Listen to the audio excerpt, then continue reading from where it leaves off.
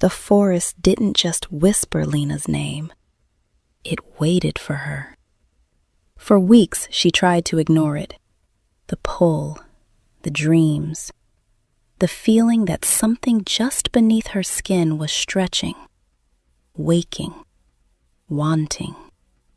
But the night of the full moon, resistance finally snapped. She stepped into the trees. "You shouldn't be here." The voice wasn't loud, but it carried. Lena turned, heart jumping. He stood between the shadows like he belonged to them. Tall, still, watchful. Dark hair, sharp features, and eyes that caught the moonlight like molten gold. Familiar. Too familiar. "I could say the same," she said, trying not to stare. His gaze flicked over her, assessing. Not rudely, but carefully, like she was something fragile or dangerous. Maybe both. "You're not afraid," he said. "Should I be?" A pause, then quietly. "Maybe." Instead of leaving, she stepped closer. That was her first mistake. His name was Kael. She didn't learn that right away. At first, she learned silence. The second time she saw him, he didn't approach her. He watched from a distance while she walked the forest path, like a shadow that refused to detach. The third time, he spoke. "Why do you keep coming here?" "Why do you?" she shot back. A flicker of something, amusement, crossed his face. "I have reasons." "So do I." They stood there, suspended between challenge and curiosity. Neither of them moved. It became a pattern. Lena would come to the forest. Kael would already be there. Sometimes they spoke. Sometimes they didn't. But slowly, the silence between them stopped feeling empty. It started feeling shared. "You're changing." The words came one night, abrupt and heavy. Lena frowned. "What does that mean?" Kael hesitated, like he was choosing between truth and distance. "Your scent," he said finally. "It's shifting." That's not a normal thing to say to someone. A faint smirk tugged at his mouth, gone almost as quickly as it appeared. "You're not normal." Something in his tone made her chest tighten. Not insulted, but seen. "Then explain it," she said softly. He didn't. Not yet. The first time he touched her, it wasn't intentional. She tripped over a root, and he caught her before she hit the ground. Simple. Instinctive. But the moment his hand closed around her wrist, everything changed. A shock ran through her.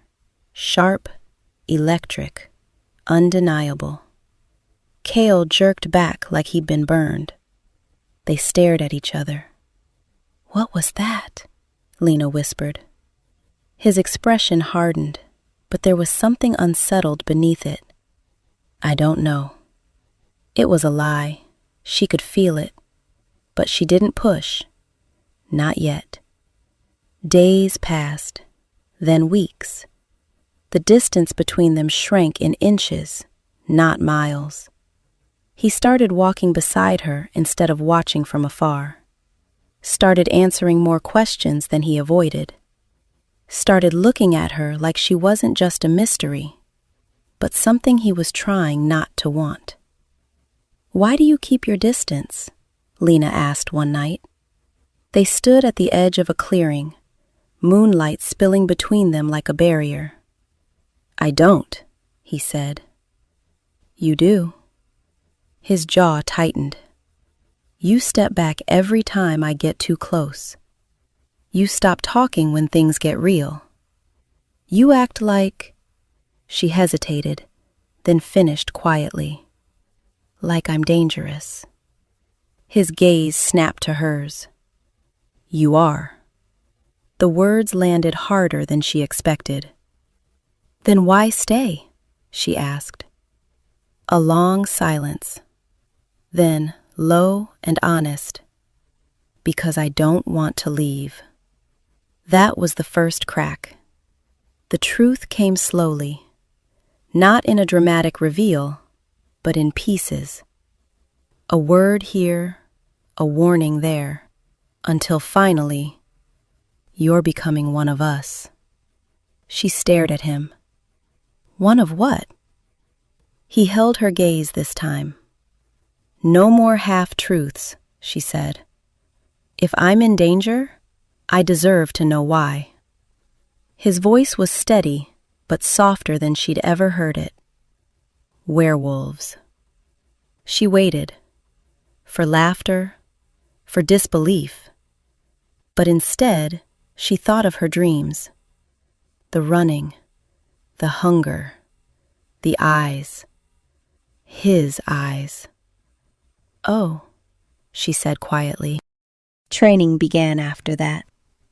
Not all at once, not intensely. Kael didn't push her. He guided. "Feel the ground," he told her once, standing behind her but not touching. "Don't fight the instinct.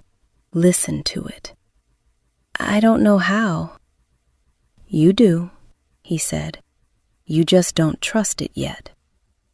Or him, or herself." They learned each other in fragments. He liked quiet. She filled it. She asked questions. He answered only the important ones. But sometimes, he smiled. And every time he did, it felt like earning something rare. One night, rain forced them under the same shelter, a small overhang of rock. Close, too close. Lena could feel the heat of him without touching. "Does this bother you?" she asked suddenly. "What?" "Being near me." He didn't answer right away. Then, carefully, "It complicates things." "That's not what I asked." His eyes met hers, steady and unguarded for once. "Yes," he said. Her breath caught. "Because you don't trust me?" she asked. "No," he said softly. "Because I do." The shift came later. Pain, power, change.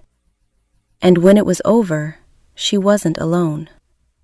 Kael was there, not touching, not overwhelming, just present, steady, waiting. When she looked at him, something deeper had settled between them. Not sudden, not explosive, but undeniable. "Mates," he said eventually. She blinked. "That's a lot to just drop into conversation." "I wasn't planning to say it yet." "Then why did you?" A beat. "Because I don't want you to hear it from someone else." Something about that mattered more than the word itself. The bond didn't rush them. If anything, it made them slower, more careful, more aware. They didn't fall into each other. They leaned, gradually, intentionally. The attacks changed everything. Fear spread through the pack. Suspicion followed, and Lena felt it.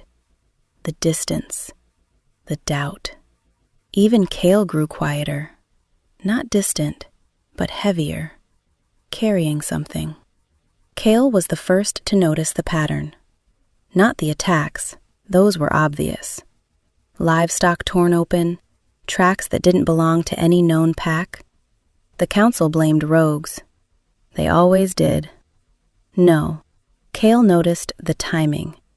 Every incident followed a healing, a recovery. A moment when the pack let its guard down because Elias had reassured them, soothed them, stitched them back together. "He keeps us alive," the elders said. Kael didn't argue, but something in him, something older than reason, refused to rest. Lena noticed something else. Elias never rushed. Not in speech, not in movement, not even when someone was bleeding out in front of him. He was calm, too calm. "You trust him," she said one evening, watching Elias from across the clearing as he wrapped a wolf's injured leg. "I should," Kael replied. "That's not what I asked." Kael exhaled slowly. "He's never given us a reason not to." Lena tilted her head. "That's not the same as earning trust." His gaze flicked to hers. "You think he's hiding something?" "I think," she said carefully, "he watches people the same way you watch the forest." Kael frowned. "Meaning?" "Like he's waiting for something to reveal itself." Elias, for his part, was patient. He had always been patient, even before the experiments, before the exile, before he learned that nature wasn't sacred, it was incomplete. Years ago, Elias had been something rare, a healer born into a bloodline of warriors. While others trained to fight, he learned to mend. Bones, flesh, even the delicate balance between wolf and human. But healing meant understanding, and understanding meant asking questions. Why did some wolves grow stronger while others remained ordinary? Why did mating bonds amplify power? Why did transformation break some and perfect others? The elders had called his curiosity dangerous, so they took his work, burned his notes, and cast him out. He didn't stop. Lena felt the shift in Kael before he admitted it. He stood closer now. Not touching, but closer. Like something unseen had tightened the space between them. "You're distracted," she said one night. "So are you." "Yeah, but I admit it." A faint smile ghosted across his lips, then faded. "Something's wrong." "With the attacks?" "With everything." She studied him. "You don't trust your pack." "I trust them," he said. "I just don't trust what's happening to them." Her voice softened. "Then don't face it alone." His gaze lingered on her longer than usual.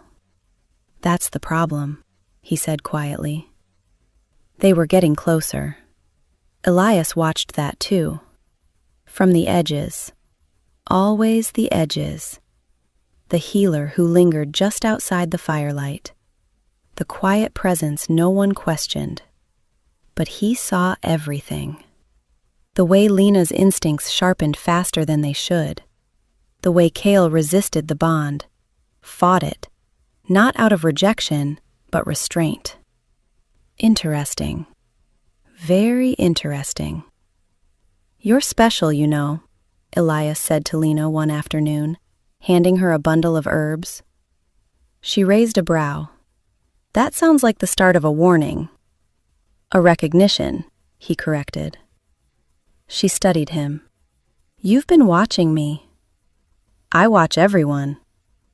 A beat passed. Then, softer. "You're adapting faster than any newly turned wolf I've ever seen." "That doesn't make me special," she said. "It makes me lucky." Elias's eyes darkened, just slightly. "There's no such thing as luck," he said. "Only design." The truth didn't come all at once. It unraveled. Kael found the first clue. A mark carved into a tree deep in the forest. Too deliberate to be random. Too precise to be animal. A symbol. Old. Forbidden. He'd seen it once before, in stories told in hushed voices. "The hollow fang," he muttered. What's that? Lena asked. A faction that believed wolves should evolve beyond natural limits. His jaw tightened. They disappeared years ago. Or they didn't, Lena said quietly. Elias had never stopped believing. The Hollow Fang wasn't wrong. They were just incomplete. They sought power. He sought perfection. And Lena was the missing piece. The bond between her and Kael shifted the closer danger crept. Not into urgency, but into honesty. You pull away when things matter, Lena said one night, standing inches from him. I'm trying to protect you. From what? From me. Her breath caught, but she didn't step back. You're not the thing I'm afraid of, she said. His voice dropped. You should be. Then give me a reason. Silence stretched between them. Then, finally, I don't know how to want you without it becoming something irreversible. Her heart stuttered. Then maybe it already is. That was the closest they'd come. Elias finally decided to make his move. The trap closed quietly. Elias orchestrated it with care. A wounded wolf, knowing Lena would never ignore such a thing. A trail leading deeper into the forest. A moment where Kael was just far enough away. When Lena found him, Elias wasn't pretending anymore. The gentleness was gone. In its place was something colder, sharper. You were easier to guide than I expected, he said. Her stomach dropped. The attacks? A necessary inconvenience. You killed them. I refined them, he corrected. Tested limits. Observed outcomes. Her voice shook, not with fear, but fury. They were your pack. They were stagnating. His gaze locked onto hers. But you're different. Kael arrived just as Elias moved. Too late to prevent it. Just in time to see the truth. The fight wasn't just physical. It was ideological. Elias didn't just attack. He spoke. You feel it, don't you? He said as he dodged Kael's strike.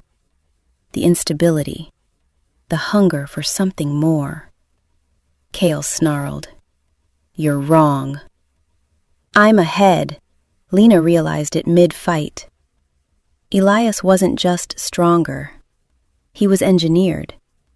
Every movement efficient. Every strike calculated. He had turned himself into something beyond wolf. And he wanted her to follow. You don't have to fight it, Elias said, voice almost gentle again. You could become more than they'll ever allow. Lena's chest rose and fell, her power surging but controlled. I already am, she said. She glanced at Kael, not for permission, for connection. And this time, he didn't hold back. They moved together, not perfectly, but instinctively. Because everything they had built, slowly, carefully, held. Trust, respect, something deeper. Elias faltered, just once, but it was enough. When he fell, he didn't look afraid. He looked disappointed. You chose limitation, he murmured. Lena shook her head. I chose humanity. Kael added quietly, and something stronger than power. Healing took time, for both of them. But this time, they didn't keep their distance. They didn't hesitate. They didn't step back. You're staring again, Lena said, leaning against him at the forest's edge. I know. Why? He tilted his head slightly, studying her like he always had, but now there was no restraint in it. Because I spent so long trying not to. She smiled faintly. And now? Now, I don't see the point. She laughed softly, resting her head against his shoulder. Good, she said, because I was getting tired of waiting. His arm slipped around her, not urgent, not possessive, just certain. I wasn't, he said quietly, but I'm glad we're here. The moon rose, and this time, neither of them held back, not from the forest, not from each other.